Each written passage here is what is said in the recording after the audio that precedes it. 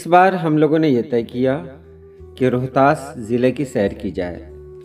रोहतास सूबे बिहार जो भारत में है, तो भारत का एक बहुत खूबसूरत ज़िला है और यहाँ बहुत सारे पहाड़ हैं, झीलें हैं। इन्हीं वजह से ये अपनी एक ख़ास पहचान रखता है। मैंने शेर शाह का मकबरा देखा, उनके वालिद का मकबरा देखा, हसन शाह सूरी का। उसके बाद हम लोग आगे बढ़े क्योंकि हमारा मकाम कहीं और था। हम लोगों को जाना था रोहतासगढ़ किले में। वहाँ जाने का शौक़ इसलिए भी था क्योंकि मैंने सुना था कि वहाँ जाने में बहुत ख़तरात हैं, यानी रास्ता बहुत ख़तरनाक है। कहीं पर पत्थर है, कहीं रास्ते पर ही पानी मिल जाता है जिससे गुजरना मुश्किल होता है। रास्ते में कई जगह ऐसी भी मिली जहां पर उतर के गाड़ी को रास्ता देना पड़ा। बीच में पत्थर इस तरह थे कि गाड़ी ज़मीन से लग जाती थी, जिससे बहुत परेशानी होती थी। कई बार ऐसा भी हुआ कि गाड़ी को बैक करके पीछे करके आगे ले जाना पड़ा। लेकिन एक जुनून था कि नहीं, हमको रोहतास जाना है तो जाना है। इसी वजह से हम लोग आगे बढ़ते रहे। इस सफ़र में बहुत कुछ हुआ, बहुत कुछ ख़ास हुआ, जिसके लिए मैंने सोचा है कि अलग से एक वीडियो बनाऊंगा। इस वीडियो में सिर्फ रोहतासगढ़ किला के बारे में मैं बात कर रहा हूँ। रास्ते में भी बहुत कुछ दिखाई दिए, जैसे ये दरवाज़ा आप देख सकते हैं। दरवाजे से हम लोग गुजर रहे हैं। दरवाजे के ऊपर भी लिखा हुआ है कुछ फ़ारसी में, जो समझ में नहीं आया। रास्ते के बारे में मैं क्या कहूँ, यहाँ आप देख रहे हैं कहीं कहीं पर कीचड़ भी है क्योंकि बारिश हो गई थी। बहरहाल हम लोग रोहतासगढ़ किले पे पहुँचे। पहला ये था कि हम लोग होटल लें, तो एक होटल मिल गया जो वीआईपी रूम था। आप देखें वीआईपी रूम ये कैसा है। ये मिट्टी का बना हुआ एक घर है। इसमें 3 दरवाजे हैं। 3 दरवाजे को क्रॉस करके जब अंदर जाते हैं तब इसमें मेरा रूम मिलता है। इस वीआईपी कमरे की खुसूसियत यह है कि यहाँ रोशनी का कोई इंतज़ाम नहीं। बहरहाल हम लोग आगे बढ़े। यही दरवाज़ा है रोहतासगढ़ किले का।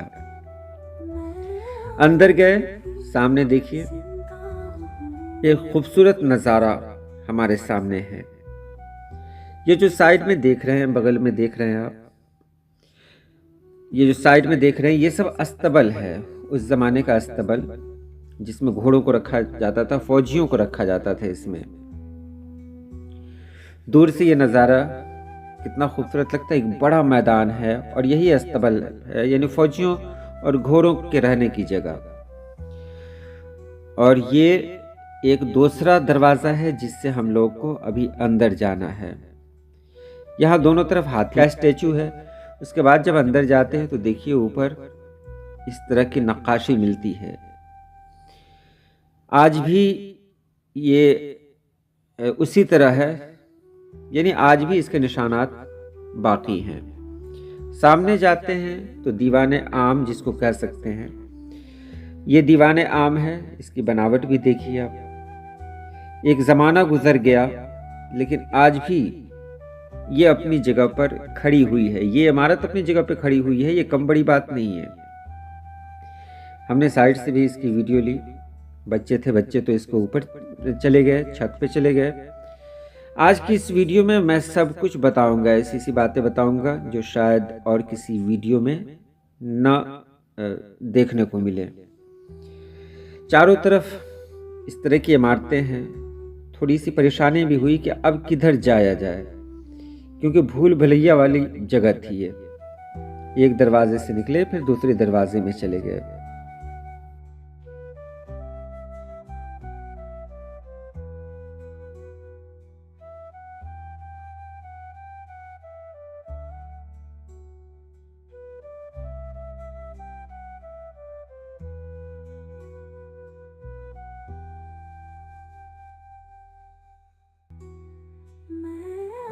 आज भी जिंदा हूँ, मैं आज भी जिंदा हूँ। कहीं भी कोई नजर नहीं आएगा। जब मैं गया तो वहां कोई नहीं था, बिल्कुल सन्नाटा। हाँ, कुछ जानवर दिखाई दिए जो गालिबन पास के गांव के होंगे, लेकिन मतलब जानवर तो थे, मालिक नहीं था कोई। ये देखिए एक रास्ता है, हम लोग अंदर जा रहे हैं। कुछ जगह तो साफ सुथरी हैं, अच्छी हैं, जो जाने के लायक हैं, लेकिन हर जगह जाने के लायक नहीं है। सीढ़ी पर चढ़कर हम लोगों ने ऊपर का जायजा लिया, देखा कि ऊपर क्या है, क्योंकि बहुत मुश्किल था अंदर ही अंदर घूमना। तो ऊपर चढ़ के पहले ये जानना ज़रूरी था कि कहाँ पर क्या है, ताकि उसी तरह से आगे बढ़ा जाए। यहाँ देख सकते हैं आप, ये जो मेरे सामने है यही महल है, ख़ास महल है, रानी का महल, राजा और रानी का महल है। और उसके इधर यानी पश्चिम तरफ जो इलाका दिखाई दे रहा है वो ख़ास लोगों के लिए होगा, लेकिन रानी का महल यही है जो भी कैमरा के सामने है। और वो सामने देख रहे हैं वही होटल है मेरा। उस होटल के सामने गाड़ी लगी हुई है, इकलौता होटल। इसके अलावा आप वहाँ कुछ नहीं मिलेगा, दूर दूर तक कुछ नहीं। ऊपर से देखने में बहुत अच्छा लग रहा था, ये मंजर बड़ा खूबसूरत था। दीवाने आम जो मैंने अभी कहा, यही दीवाने आम है। और दीवाने आम के बगल में मेहमानों के रहने की जगह है। सीढ़ियां ऊपर की तरफ गई हुई हैं। ये दीवाने आम का एक खूबसूरत मंजर है। एक राजा है, रानी है, सदियों की कहानी है। ये महल जो जुदा है, इस महल के गोशे में बिखरी है कई यादें, बिखरे हैं कई नगमे। वाकई बड़ी मेहनत से ये महल बनाया गया, हर जगह मेहनत नजर आएगी। आज भी ताक उसी तरह सलामत है। छत को देखें, शहतीर उसी तरह लगी हुई है।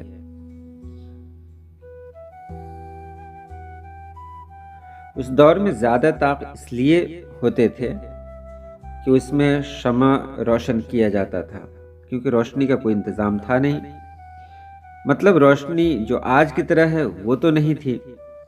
उस दौर में मशाले जलाई जाती थी, तो वो यहीं पर रखा जाता था ये सब। देखिए एक रास्ता मिला है, हम लोग आगे बढ़ रहे हैं, लेकिन ये रास्ता आगे जाने के बाद इतना खतरनाक हो चुका है कि आगे बढ़ने की हिम्मत नहीं हुई है।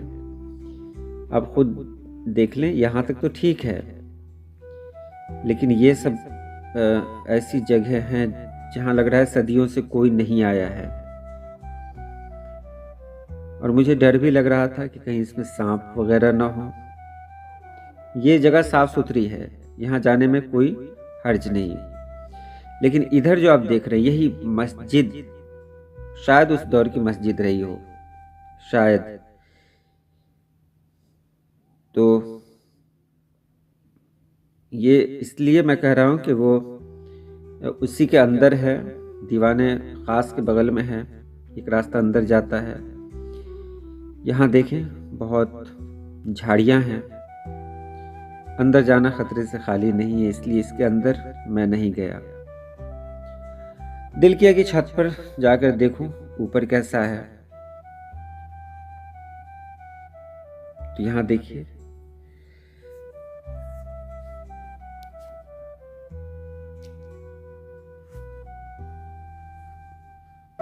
गूंजी थी हंसी एक दिन, गूंजे थे तराने भी।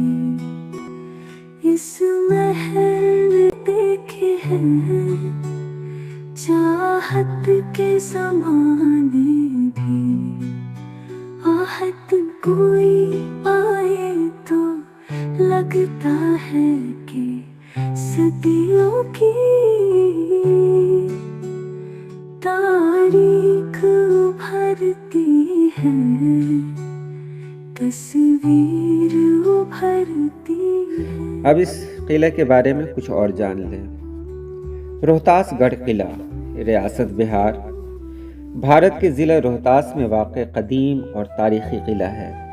यह किला तकरीबन 1200 फीट की बुलंदी पर वाक़ है और तकरीबन 4000 एकड़ के रकबे में फैला हुआ है। यह किला अपनी मजबूती, तामीराती फ़न और तारीख़ी अहमियत की बिना पर मशहूर है।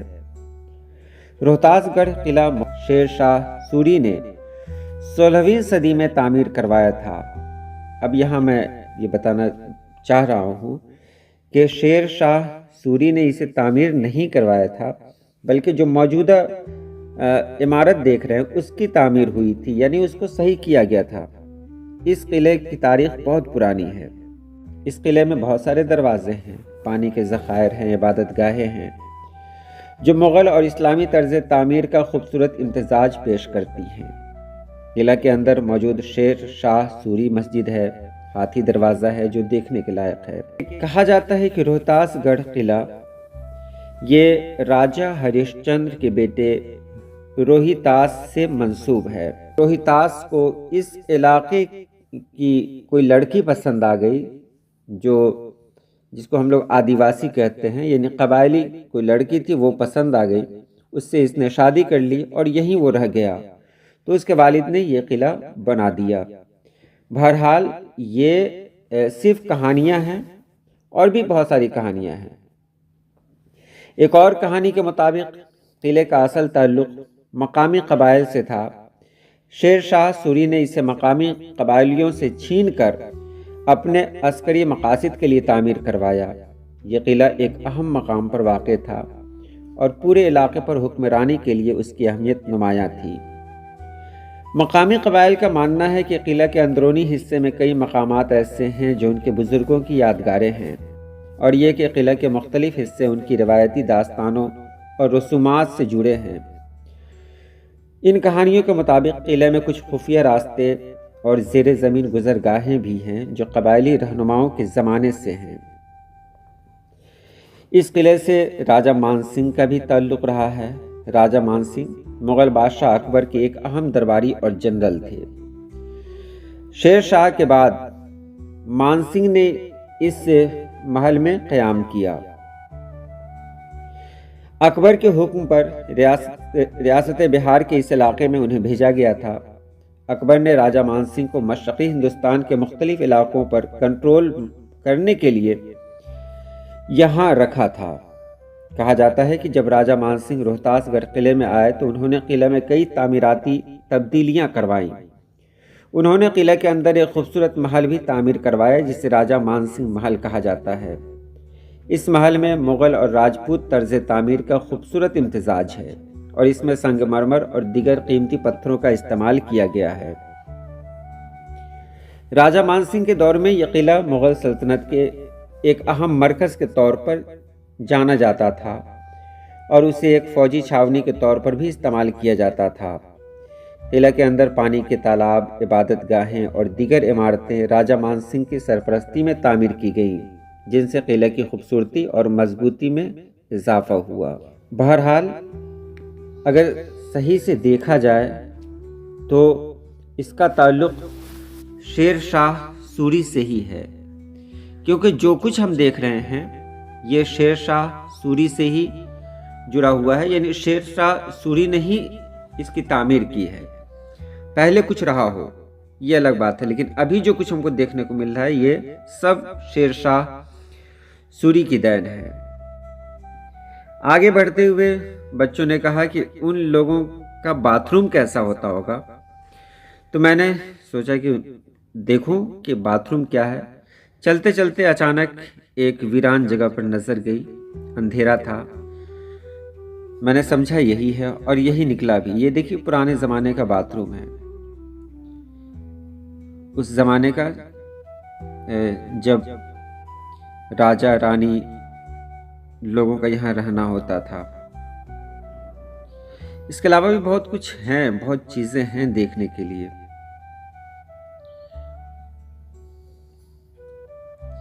एक और अंधेरे घर के सामने से गुजर हुआ। सब तो जाने से घबरा रहे थे। मैंने कहा नहीं, अंदर जाया जाए।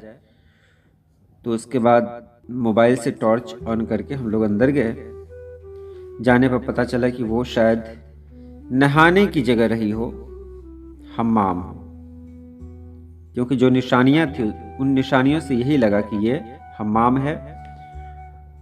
और ये बिल्कुल अंधेरा था, यानी चारों तरफ से इसे पैक किया गया था। इस महल की छत पर है कदमों के निशान भी, इस महल के साए में है रूह जवाब भी। उसके बाद इरादा हुआ कि हम लोग चलते हैं रानी के महल में, राजा और रानी के महल में। तो हम लोग आगे बढ़े। सामने दाहिने तरफ राजा और रानी का महल है। उसके आसपास जो भी कमरे दिखाई दे रहे हैं वो राजा और रानी के जो बहुत खास लोग थे उन्हीं के हैं। ये सामने राजा और रानी का महल है। इसकी पहचान ये है कि उसके सामने एक गड्ढा है। उस गड्ढे में पहले पानी रखा जाता था। पानी में गुलाब का पानी, केवड़ा और बहुत सारी खुशबुएं डाली जाती थी ताकि हवा चले तो इस पानी से निकलने वाली खुशबू अंदर महल में जाए, जो आज भी ये गड्ढा यहाँ मौजूद है। और ऐसे गड्ढे चारों तरफ हैं, यानी रानी के महल के चारों तरफ हैं। आज तो ये कबाड़ बन चुके हैं। रानी के महल का हाल देखिए। जब चांद निकलता है तो चांदनी रातों में चाहत की कोई चिड़िया धीरे से चहकती है, फिर चारों किनारों से आवाज ये आती है, मैं आज भी जिंदा हूँ, मैं आज भी जिंदा हूँ। चारों तरफ से दरवाज़ा है और कमाल की बात यह है कि यहाँ से दूसरी जानिब जाने के लिए नीचे से कोई दरवाज़ा नहीं है। आपको छत पे आना पड़ेगा और छत से ही बाहर जाना पड़ेगा। पता नहीं कैसी हिकमत अमली थी ये कि आपको छत पर आना ही पड़ेगा। राजा और रानी के महल से निकलने वाला कोई रास्ता सीधे नहीं है। हो सकता है रहा हो किसी जमाने में जिसे बंद कर दिया गया हो। मैं आज भी जिंदा हूँ, मैं आज भी जिंदा हूँ। राजा के महल की खूबसूरती देखें, कितनी मेहनत से ये सब बनाया गया है। आज भी ये सब बिल्कुल उसी तरह है।